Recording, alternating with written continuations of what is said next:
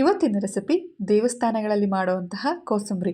ಎಲ್ರಿಗೂ ನಮಸ್ಕಾರ, welcome back to my channel. ನಾವು ದೇವಸ್ಥಾನಕ್ಕೆ ಹೋಗೋದು ದೇವರ ದರ್ಶನ ಮಾಡೋದ್ರ ಜೊತೆಗೆ ಅಲ್ಲಿ ಕೊಡುವಂತಹ ಪ್ರಸಾದ ತಿನ್ನೋದಕ್ಕೂ ಕೂಡ ಹೌದಲ್ವಾ? ಯಾರಿಗೆಲ್ಲ ಈ ರೀತಿ ಪ್ರಸಾದ ಇಷ್ಟ ಆಗುತ್ತೆ ಕಮೆಂಟಲ್ಲಿ ತಿಳಿಸಿ. ಇವತ್ತಿನ ಈ ವಿಡಿಯೋದಲ್ಲಿ ದೇವಸ್ಥಾನಗಳಲ್ಲಿ ಕೋಸಂಬರಿ ಯಾವ ರೀತಿ ಮಾಡ್ತಾರೆ ಅನ್ನೋದನ್ನು ನೋಡೋಣ. ಮೊದಲಿಗೆ ಇಲ್ಲಿ ಒಂದು ಬೌಲ್ಗೆ 2 ಸೌತೆಕಾಯಿನ ಅದರಲ್ಲಿರುವಂತಹ ಸಿಪ್ಪೆನೆಲ್ಲ ತೆಗೆದು ಈ ರೀತಿ ಚಿಕ್ಕದಾಗಿ ಕಟ್ ಮಾಡ್ಕೊಂಡಿದ್ದೀನಿ. ಇದನ್ನು ಒಂದು ಬೌಲ್ಗೆ ಸೇರಿಸ್ಕೊಳ್ಳೋಣ. ಇದರಲ್ಲಿರುವಂತಹ ನೀರೇನು ತೆಗಿಯೋದು ಬೇಡ, ನೀರು ಸಮೇತನೇ ನಾನಿಲ್ಲಿ ಒಂದು ಬೌಲ್ಗೆ ಸೇರಿಸ್ಕೊಂಡಿದ್ದೀನಿ. ಇದಕ್ಕೆ 1/4 ಕಪ್ ಆಗುವಷ್ಟು ಹಸಿ ತೆಂಗಿನಕಾಯಿ ತುರಿ, ಜಾಸ್ತಿ ಹಾಕೊಳ್ಳೋದಕ್ಕೆ ಹೋಗಬೇಡಿ. ಈ ದೇವಸ್ಥಾನಗಳಲ್ಲಿ ತೆಂಗಿನಕಾಯಿ ತುರಿನ ಜಾಸ್ತಿ ಹಾಕಿರೋದಿಲ್ಲ, ಕಡಿಮೆ ಹಾಕಿರ್ತಾರೆ. ಹಾಗೆಯೇ 1/4 ಕಪ್ ಆಗುವಷ್ಟು ಹೆಸರುಬೇಳೆನ ತೊಗೊಂಡಿದ್ದೀನಿ. ಹೆಸರುಬೇಳೆನ ಒಂದು ಅರ್ಧ ಗಂಟೆ ಚೆನ್ನಾಗಿ ತೊಳೆದು ಅದು ನೀರಿನಲ್ಲಿ ನೆನೆಸಿ ಸೇರಿಸ್ಕೊಂಡಿದ್ದೀನಿ. ಇದನ್ನು ಒಂದ್ಸಲ ಈ ರೀತಿ ಚೆನ್ನಾಗಿ ಮಿಕ್ಸ್ ಮಾಡ್ಕೊಳ್ಳೋಣ. ಇದೆಲ್ಲ ಚೆನ್ನಾಗಿ ಮಿಕ್ಸ್ ಮಾಡ್ಕೊಂಡಿದ್ದು ಆದಮೇಲೆ ಇದಕ್ಕೆ ಒಂದು ಒಗ್ಗರಣೆ ರೆಡಿ ಮಾಡ್ಕೊಳ್ಳೋಣ. ಒಗ್ಗರಣೆ ಮಾಡೋದಕ್ಕೆ ಇಲ್ಲಿ ಒಂದು ಪ್ಯಾನ್ ಇಟ್ಕೊಂಡು ಇದಕ್ಕೆ 1 ಸ್ಪೂನ್ ಆಗುವಷ್ಟು ಎಣ್ಣೆನ ಸೇರಿಸ್ಕೊಂಡಿದ್ದೀನಿ.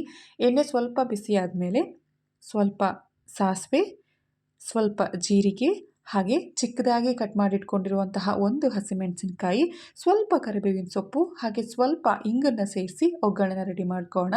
ಇಷ್ಟೇ ಈ ಕೋಸಂಬರಿಗೆ ಒಗ್ಗರಣೆ. ಇದು ತಣ್ಣಗಾದಮೇಲೆ ಮಾಡಿಟ್ಕೊಂಡಿರುವಂತಹ ಈ ಸೌತೆಕಾಯಿ ಮಿಶ್ರಣಕ್ಕೆ ಇದನ್ನು ಸೇರಿಸ್ಕೊಂಡು ಚೆನ್ನಾಗಿ ಈ ರೀತಿ ಮಿಕ್ಸ್ ಮಾಡ್ಕೊಳ್ಳೋಣ. ಈ ದೇವಸ್ಥಾನಗಳಲ್ಲಿ ಮಾಡುವಂತಹ ಪ್ರಸಾದಕ್ಕೆ ಈರುಳ್ಳಿ ಆಗಲಿ ಅಥವಾ ಬೆಳ್ಳುಳ್ಳಿ ಆಗಲಿ ಏನೂ ಬಳಸೋದಿಲ್ಲ.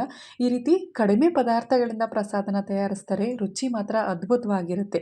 ಒಗ್ಗರಣೆನ ಸೇರಿಸ್ಕೊಂಡು ಸ್ವಲ್ಪ ಕೊತ್ತಂಬರಿ ಸೊಪ್ಪು, ಸ್ವಲ್ಪ ರುಚಿಗೆ ತಕ್ಕಷ್ಟು ಉಪ್ಪು, ಹಾಗೆಯೇ 1 ನಿಂಬೆಹಣ್ಣಲ್ಲಿ 1/4 ಭಾಗದಷ್ಟು ನಿಂಬೆಹಣ್ಣಿನ ರಸನೂ ಕೂಡ ಹಾಕ್ಕೊಂಡಿದ್ದೀನಿ. ಜಾಸ್ತಿ ಹಾಕೊಳ್ಳೋದಕ್ಕೆ ಹೋಗಬೇಡಿ. ನಿಂಬೆಹಣ್ಣಿನ ರಸನ ಸೇರಿಸಿ ಇದನ್ನು ಚೆನ್ನಾಗಿ ಮಿಕ್ಸ್ ಮಾಡಿಕೊಂಡ್ರೆ ದೇವಸ್ಥಾನಗಳಲ್ಲಿ ಮಾಡುವಂತಹ ಪ್ರಸಾದ ರೆಡಿಯಾಗಿರುತ್ತೆ. ಕೆಲವೊಂದು ದೇವಸ್ಥಾನಗಳಲ್ಲಿ ಒಂದೊಂದು ರೀತಿ ಮಾಡ್ತಾರೆ, ಆದರೆ ಯಾವುದೇ ದೇವಸ್ಥಾನದಲ್ಲಿ ಪ್ರಸಾದ ಮಾಡಿದ್ರೂ ಅದಕ್ಕೆ ಈರುಳ್ಳಿ ಆಗಲಿ ಬೆಳ್ಳುಳ್ಳಿ ಆಗಲಿ ಬಳಸೋದಿಲ್ಲ. ಈ ರುಚಿಯಾದಂತಹ ಪ್ರಸಾದನ ನೀವು ದೇವರ ನೈವೇದ್ಯಕ್ಕೂ ಕೂಡ ಇಡ್ಬೋದು. ಇದನ್ನು ಒಂದು ಬಟ್ಲಿಗೆ ಸರ್ವ್ ಮಾಡಿಕೊಂಡ್ರೆ ರುಚಿಯಾದಂತಹ ಸೌತೆಕಾಯಿ ಕೋಸಂಬರಿ ರೆಡಿಯಾಗಿರುತ್ತೆ. ವಿಡಿಯೋ ಇಷ್ಟ ಆದರೆ ಲೈಕ್ ಮಾಡಿ, ಶೇರ್ ಮಾಡಿ, ತಪ್ಪದೆ ನನ್ನ ಚಾನಲ್ನ ಸಬ್ಸ್ಕ್ರೈಬ್ ಮಾಡಿ. Thank you for watching.